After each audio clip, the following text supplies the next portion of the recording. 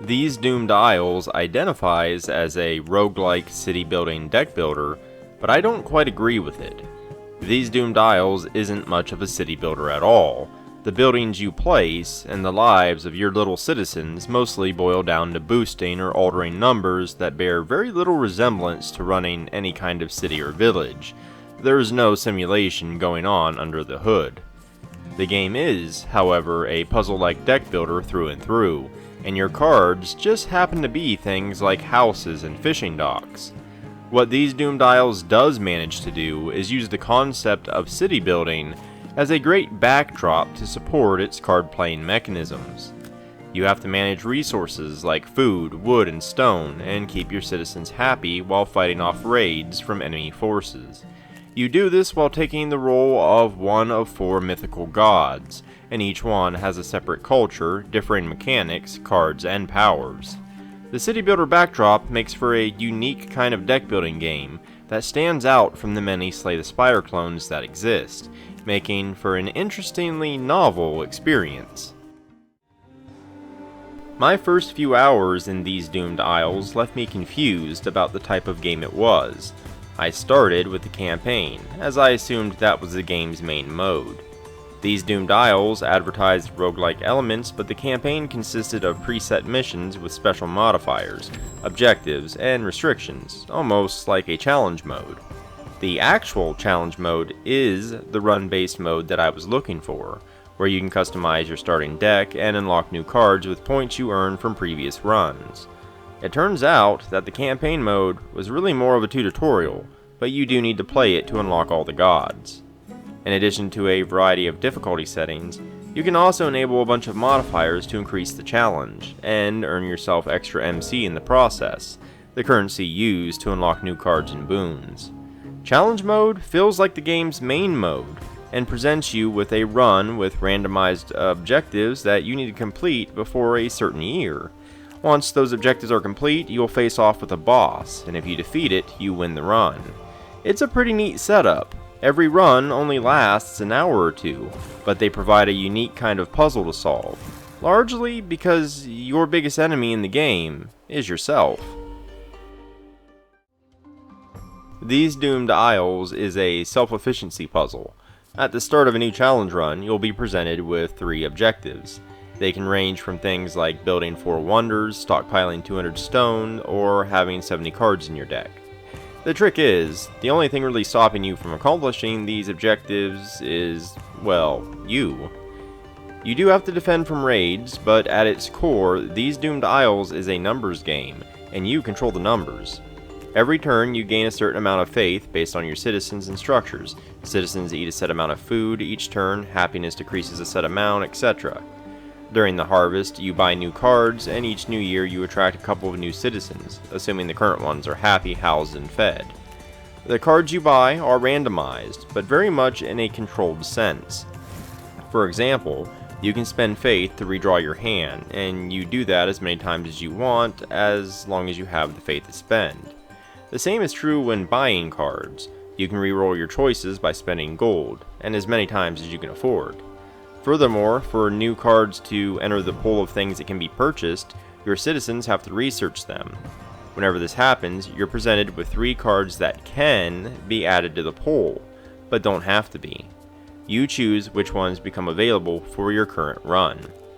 The buildings you place have static effects, and you choose which buildings citizens should work.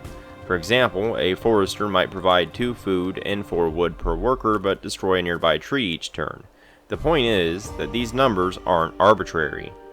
Outside of raids, which I'll talk more about later, there's nothing affecting your resource numbers other than you and the increasing needs of your population, which again are somewhat static.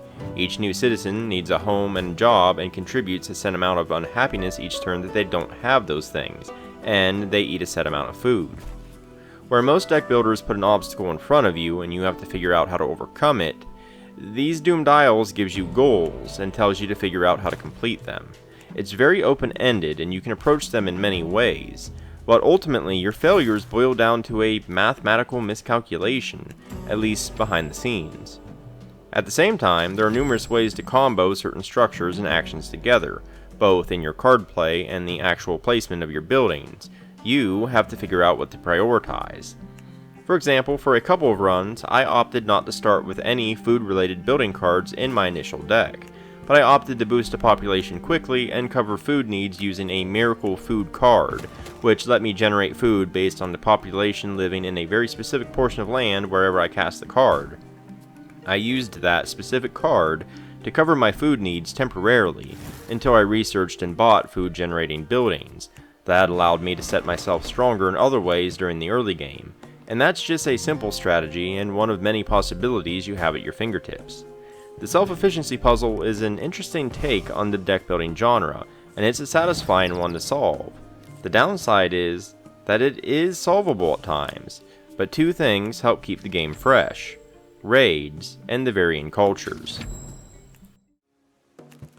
You can play as one of 4 gods in these Doomed Isles, and each one has its own culture mechanics that greatly affect the gameplay.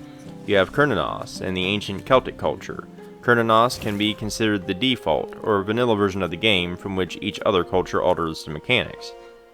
Plutus of the ancient Greeks introduces separate levels of upgradable housing, taxation, the power of statues, as well as festivals and mercenaries. Akin of the Mayans brings temples that empower ritual sacrifice, as well as workers that don't destroy the environment around them to generate resources alongside special trade cards. Inari of ancient Japan brings castles, a rice tax, as well as cards that vary in strength between seasons, and awesome samurai. While some cards cross over between cultures, most of their cards are unique to them, and greatly change how you play. The same strategy between 2 cultures has to be approached very differently, and many strategies are also completely unique to a given culture. For example, the Greeks have statues of their gods, each one with unique effects, and there are festival cards that re-trigger those powers. You can play entire games using these statues for the vast majority of your resources, if you do it strategically at least. Each culture does a really neat job of taking the game's basic deck building mechanics and twisting them in unique and interesting ways. It makes each faction feel really novel, without having to relearn the entire game whenever you play a new one. Raids periodically appear throughout a run. Raids are made up of mythical creatures, rival powers, and historically accurate colonizers, such as the conquistadors if you're playing as the Mayans. Every turn, they will attempt to destroy your buildings, and eventually your shrine, leading to a game over. To fend off these raids, you have access to defense cards that vary by culture. These can be defensive structures such as walls and towers, units, and even god powers such as hailstorms or lightning. Your ability to actually defend your village is something you must always keep in mind when researching and drafting new cards.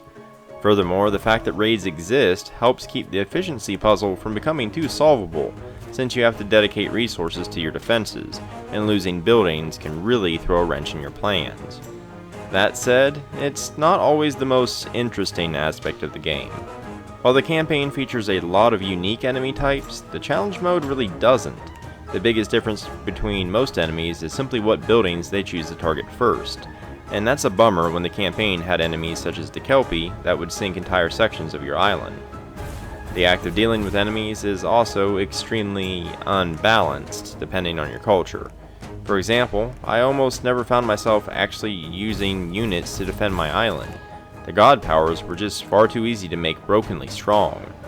The meteor spell, for example, is very easily buffed to insane degrees by buffing them with certain structures. Units are more expensive and require a larger investment to get anywhere near the same level of power.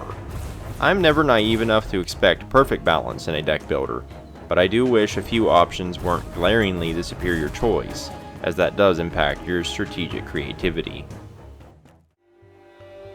These Doomed Isles is a refreshing, unique spin on the deck builder genre, one that gives you an efficiency puzzle to try and solve without tripping yourself up, while also fending off the occasional raid. The game also gives you plenty of ways to play it, with several modes and modifiers: a lengthy campaign, roguelite run-focused challenge mode, endless horde mode, and creative sandbox. 4 different cultures provide a ton of gameplay variety with an equally varied amount of potential strategies and combos that you could pull off. That said, the enemy variety in challenge mode is disappointing.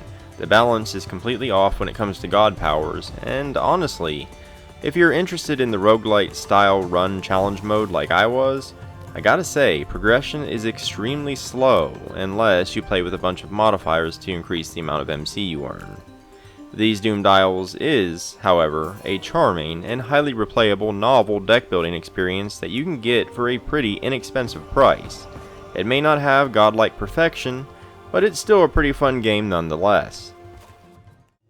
If you enjoyed this video or found it informative, please consider liking and subscribing. It really helps me out a great deal.